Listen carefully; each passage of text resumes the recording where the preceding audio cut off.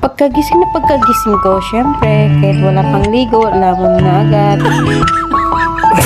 Yan na lang din kasi, ang isa sa mga nagpapaligaya sa akin ay yung lumamo talaga.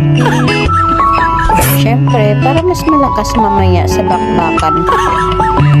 Kung sa iba energy drink para lumakas at sumipag, sa akin po ay lamon lang. O, diba? Malakas na ko yan. Ay, hindi ko pala nakasama ngayon si Iman sa kainan kasi na-late na din ang gising. At si Gian at Hana naman ay maaga pa silang nagigising kasama yung papa nila. Kaya maaga pa sila napapakain. Madalas kami lang ni Iman ang nahuhuli sa pagkain. Kaya tira-tira na lang po ang aming kinakain. At syempre, pagkatapos kong kumain ay agad ko na din nilinisan ang mesa at saka naghugas ng mga pinagkainan. Masarap lang talaga kasi gumalaw pag walang mga